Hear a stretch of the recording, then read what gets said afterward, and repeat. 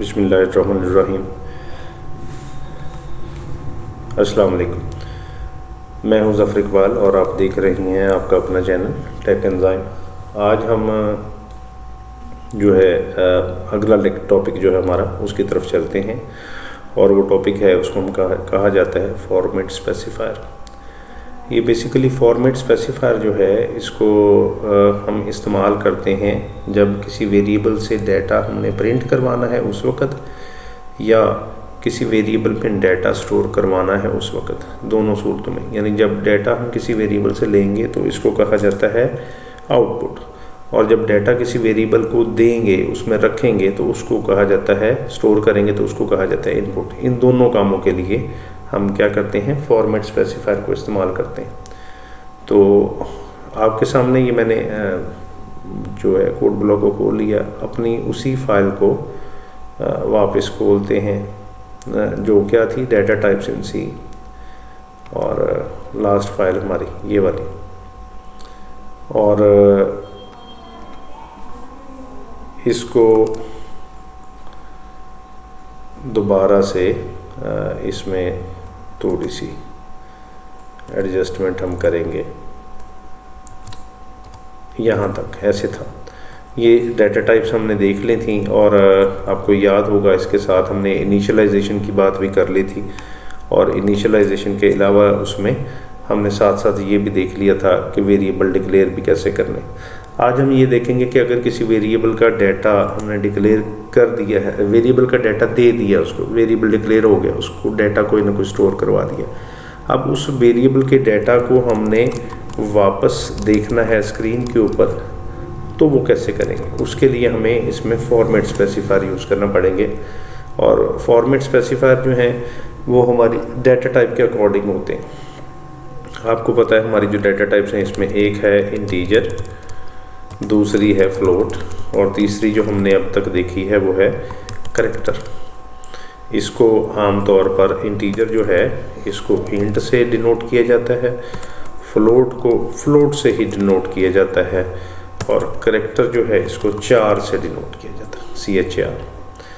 अब ये जो फॉर्मेट स्पेसिफायर है इसका जो परसेंट साइन है वो इसका रिजर्वर्ड है। आप कह सकते हैं परसेंट साइन जो है वो स्टार्टिंग है। जैसे ही परसेंट साइन देंगे तो कंपाइलर जो है उसको पता चल जाता है कि यहाँ से एक फॉर्मेट स्पेसिफायर शुरू हो गया।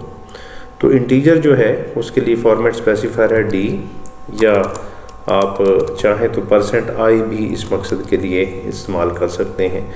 इसी तरह से फ्लोट जो है उसके लिए फॉर्मेट स्पेसिफायर इस्तेमाल होता है %f, और इसी तरह से करैक्टर जो है इसके लिए फॉर्मेट स्पेसिफायर इस्तेमाल होता है %c। ठीक है, तो इसमें आपको याद होगा हमने देखा भी था, ये पहले भी इस पे बात कर चुके थे कि इंटीजर में दो कैटेगरीज हमारे पास आ जाती हैं आगे इंटीजर की, जिसमें से एक ऐसी कैटेगरी होती है जिसमें हम ये करते हैं कि नेगेटिव और पॉजिटिव दोनों वैल्यूज़ रख लेते हैं। ठीक है, उसको कहा जाता है साइंड इंटीजर। और दूसरी कैटेगरी जो थी जिसको हमने सिर्फ जिसमें हम पॉजिटिव वैल्यूज़ रखते हैं, और उसको कहा जाता है अनसाइंड इंटीजर। ठीक है जी, तो साइंड और अनसाइंड ये दोनों इंटीजर में ही मौजूद हैं। चाहे साइंड आप ले लें चाहे अनसाइंड ले लें, दोनों के लिए जो होगा फॉर्मेट स्पेसिफायर यही इस्तेमाल होगा। तो आगे अब हम देखते हैं इसमें, जैसे मिसाल के तौर पर हम इंटीजर वेरिएबल रख लेते हैं। एक रखा था आपको याद होगा हमने रोल नंबर, या सिर्फ इसको रोल कर लेते हैं।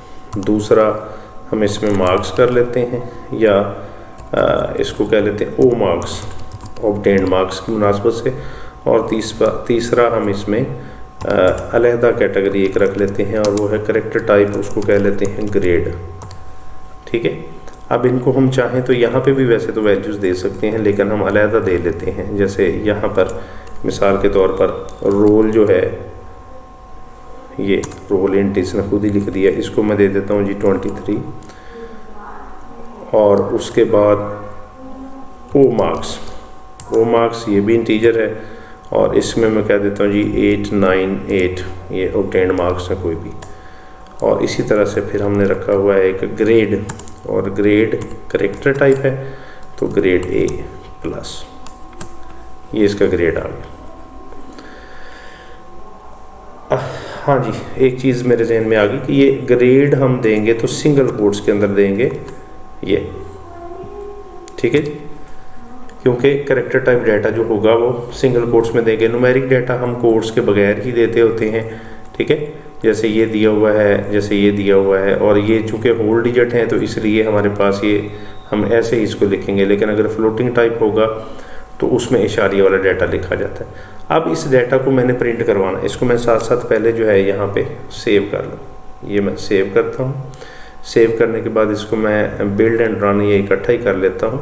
ये देखें, वेलकम टू कोड ब्लॉक आ गया और कुछ नहीं आया, क्योंकि अभी तक मैंने और कोई काम इसमें किया भी नहीं है। मैंने सिर्फ ये किया है कि वेरिएबल 3 डिक्लेयर किए हैं, 2 इंटीजर टाइप और एक कैरेक्टर टाइप। इंटीजर टाइप में एक को रोल नाम दिया है और उसमें डाटा ये रख दिया, दूसरे को ओ मार्क्स किया है उसमें डाटा ये रख दिया, तीसरे को कैरेक्टर टाइप रखा है ग्रेड के नाम से और उसमें ये डाटा रख दिया। अब इसको मैं प्रिंट करवाना चाह रहा हूँ, ठीक है जी।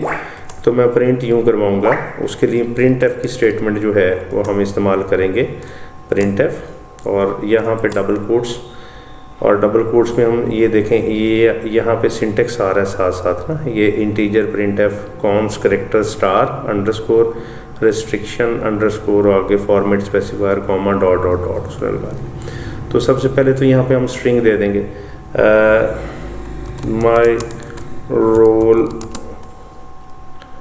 नंबर, ऐसे कर नंबर इज़, मैं इसका फॉर्मेट स्पेसिफायर लगाता हूँ जो अभी मैंने ऊपर आपको यहाँ पे ये बताया, देखें इंटीजर का %d, और यहाँ पे कॉमा दे के तो मैं साथ दे देता हूँ कौन सा वेरिएबल है जी जिसका हमने लेना है, वो है रोल के नाम का वेरिएबल, ठीक है जी।